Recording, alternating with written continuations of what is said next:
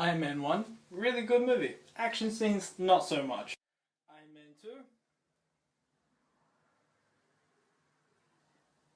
Man 2, Rhodey, me, you, fight in a suit, people around us, people could easily die. Doesn't matter because I'm just a drunk. Avengers, really good movie. Great action scenes. Iron Man 3, how does it stack up to the rest of them? Excluding number 2, because number 2 was... What can I say about number 2?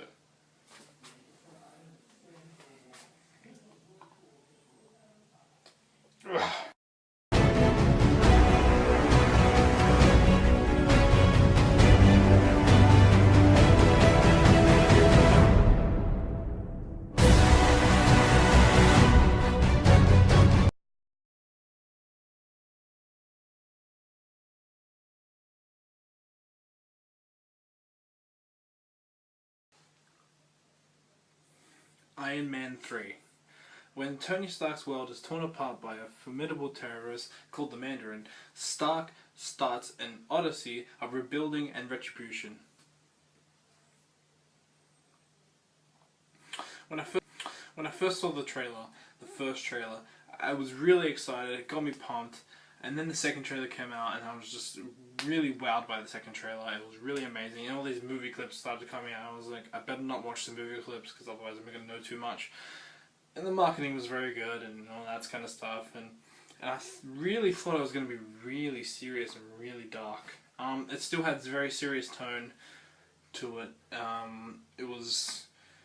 But it was still very humorous. I actually laughed in this movie more than any of the others. So let's start off with the story. The story was very strong. The story has been told before. It seems like some parts of the story has been told before in a different kind of movie. But it was done very differently, especially for a superhero movie. I found it to be quite well done. And I would say that this story still holds up because of how uniquely it was done by Shane Black. Now let's talk about the characters. I thought I'll start off with the weakest one of the characters and the performances, I guess you can say, which it would have to say Rebecca Hall. I don't think she was really bad in the movie. I think she had a good performance. I just felt the character was kind of lacking and it wasn't really as intriguing as I was hoping for. Jon Favreau as Happy Hogan, who was really funny in this movie.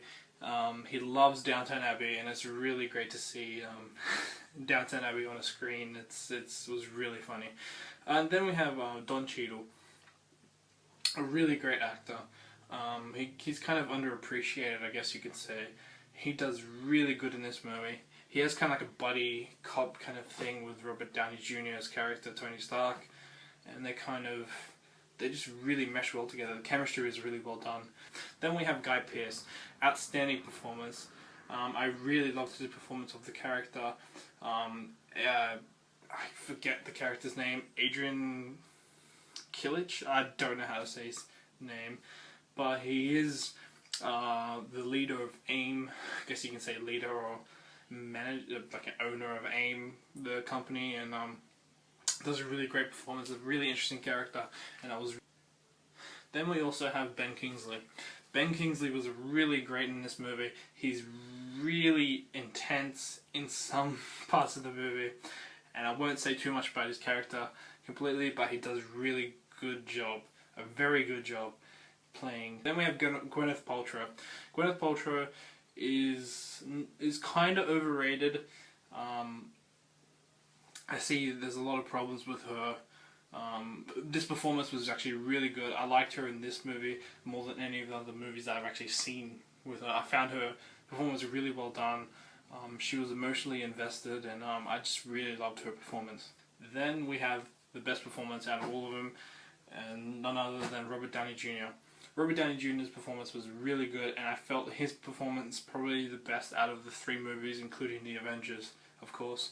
I found his performance really good in this, really emotional. I felt for him really quite a lot in this moment. I just felt like the dialogue that he was delivering, it was just really well. And we'll talk about the tone of this movie and the pacing and the dialogue and stuff like that. I found this film to be very humorous, but also very kind of like a very emotional roller coaster in a way.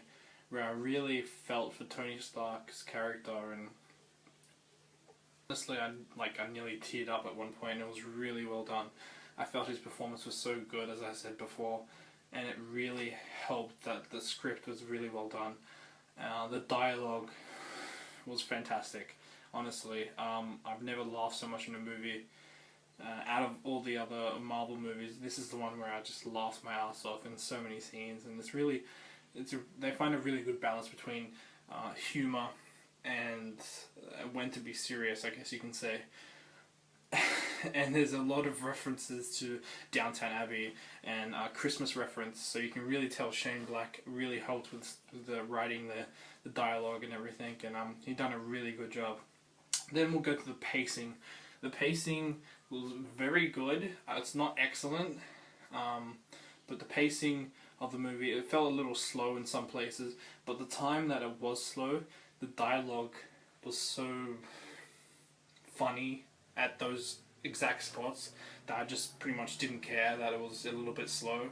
So the humor was really, really good, and it was just really... Then we have the score and the soundtrack. Very good soundtrack, very good score, really intense in points, and it really helped the movie pretty much just go smoothly, I guess you could say. The opening credits have a really awesome song. It's very funny. You can tell Shane Black kind of had a bit of an influence towards this, and you can really tell it's a Shane Black movie because of the soundtrack. Then we have the action and the special effects and the 3D. Quickly talk about this. The action sequences were superb, honestly. It was pretty much on par with the Avengers action sequences.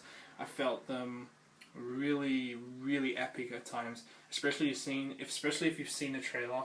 I'm guessing everyone's seen the trailer where the house gets blown up, Malibu beach house. It's very intense. It's very epically shot, and it's just a really well done shot. But I think the standout kind of action set piece was definitely the last battle. Every like 5-10 seconds I was going it was just it really did take my breath away. I was really impressed with it, and I really enjoyed the action sequences. The special effects really helped as well, considering I think they had a bigger budget obviously after the Avengers, so they had to really bump up the budget a little, and they're going to make their money back anyway, so very good special effects. This 3D, what can I say about the 3D? The 3D is good. You don't necessarily need the 3D. It's one of those films you don't really need it. Avengers really didn't need it either, but it doesn't hurt your eyes or anything. It doesn't subtract to like the movie experience at all. So if you want to check it out in 3D, you can, but it's not necessary. I can't give this movie a 5 out of 5 stars or a 4.5 out of 5 stars. But I do give this a 4.2 out of 5 stars. It is a decimal, I know that, but I just couldn't get there. I don't know why. Like, I think it was just the pacing issues and some kind of weak characters, and some of the character development was kind of goofy at times. But besides that, it was still a very fun movie. Really enjoyable, really emotional ride.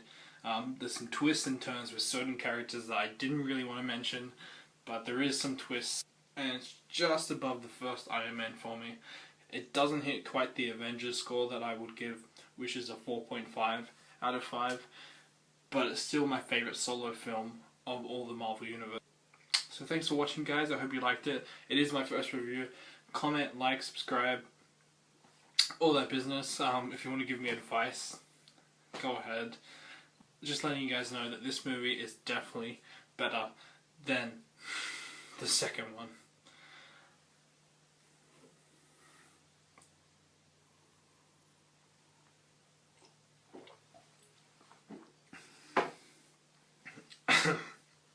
Oh, man. Gotta get that second one out of my system. Thank you, Iron Man 3.